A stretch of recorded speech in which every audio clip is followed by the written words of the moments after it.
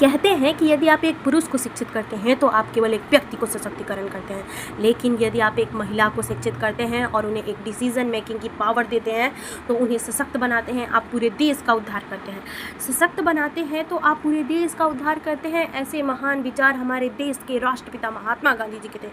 Global gender की report यह दिखाती है कि भारत में स्त्री पुरुष में इतनी असमानता है कि अगर आज से हम इस असमानताओं पर कार्य करने लगे तो भारत में स्त्री पुरुष समानता तक पहुंचने में लगभग 162 वर्ष लग सकते हैं, जबकि देश 2047 तक विकसित भारत होने का लक्ष्य रखता है और अभी हमारा अमृत काल चालू है। ऐसे में सवाल यह उठता है कि बिना महिलाओं और पुरुष की समानता क्या हम विकसित भारत बना सकते हैं? कोई भी देश तब तक विकसित नहीं हो सकता जब उसके नागरिक आपस में सम्मान ना हो, जेंडर में इक्वालिटी ना हो। ऐसे में महिलाओं का राजनीतिक क्षेत्र में सशक्तिकरण के लिए नारी वंदन अधिनियम 2023 महिला आरक्षण का ऐतिहासिक बिल, जिनमें महिलाओं को 33% राजनीतिक क्षेत्र में आरक्षण देने की बात की गई, मगर यह लागू कब होगा? 2029 में या 2034 में या फिर कब होगा? भविष्य के किसी दौर में। यह विडंबना देखिए, हम चंद्रयान भेज सकते हैं, चौथी अर्थव्यवस्था बन सकते हैं, लेकिन अपने देश की सरकार में महिलाओं को प्रतिनिधित्व नहीं दे सकते। 7 महिलाएं 72 मिनिस्टर में से, क्या यह दुर्भाग्यपूर्ण नहीं है? यहाँ तक कि रवांडा जैसे छोटे देश भी 61% महिलाओं की सहभागिता के साथ हमसे आगे हैं। न्यूजीलैंड 47%, नॉर्वे 41% के साथ हमसे आगे हैं। हम लोगों को पीछे छोड़ चुके हैं। वही राज्यों की स्थिति और भी दुर्भाग्यपूर्ण है। हर राज्य में महिलाओं का प्रतिनिधित्व 10% के अंदर ही है। यह आंकड़े चुनाव आयोग के हैं, ना कि कोई काल्पनिक कथा। ग्राम पंचायत की स्थिति तो और भी चिंताजनक है। बोर्ड पर नाम महिला सरपंच का होता है और फैसले उनके पति प्रधान लेते हैं। क्या यह नारी शक्ति की योग्यता पर प्रश्न चिन्ह नहीं करता?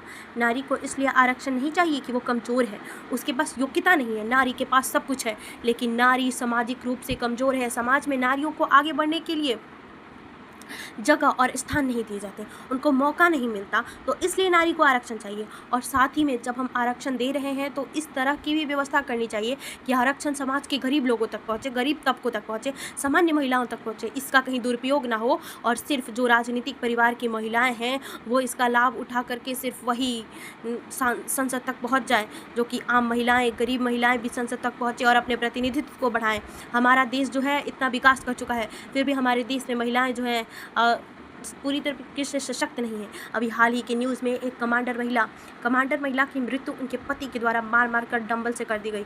यह किस तरह की मानसिकता को दर्शाता है? हमारा समाज इतना आगे बढ़ रहा है, फिर भी किस तरह की चीज़ें हमें दिखाई देती हैं? सिर्फ और सिर्फ आरक्षण से महिलाओं का विकास नहीं होगा। आरक्षण के साथ साथ महिलाओं को अच्छी शिक्षा, अच्छी तकनीक और अच्छे लेवल पर समाजीकरण को मजबूत किया जाए। वह महिला खुद इतनी मजबूत थी, वह हजारों सैनिकों आतंकवादियों से लड़ सकती थी। वह अपने घर पर ही हार गई। क्यों? सामाजिक दबाव और प्रेशर की वजह से। उस इंसान को वह छोड़ नहीं रही थी। मारपीट बहुत पहले से चालू था, लेकिन वह घरेलू हिंसा को सह रही थी। क्यों? इतनी मजबूत और होने के बावजूद भी क्यों उन्होंने इन सारी चीज़ों को सहा? सामाजिक बंदिशों के कारण।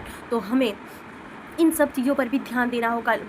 बालिकाओं के, स्त्रियों को शारीरिक विकास के साथ साथ हमें मानसिक विकास भी उनका कराना होगा। इसके लिए हमें विद्यालय के स्तर पर ही महिलाओं को शारीरिक रूप से मजबूत बनाने के लिए ट्रेनिंग सेंटर, जैसे मैथ्स, हिंदी सब्जेक्ट पढ़ाया जाता है, वैसे ही उनके साथ साथ उनकी फिजिकल ट्रेनिंग की दी जाए, उनको डिफेंस टेक्निक सिखाया जाए और साथ में उनकी मेंटल वेलबिंगनेस को भी स्ट्रॉन्ग किया जाए।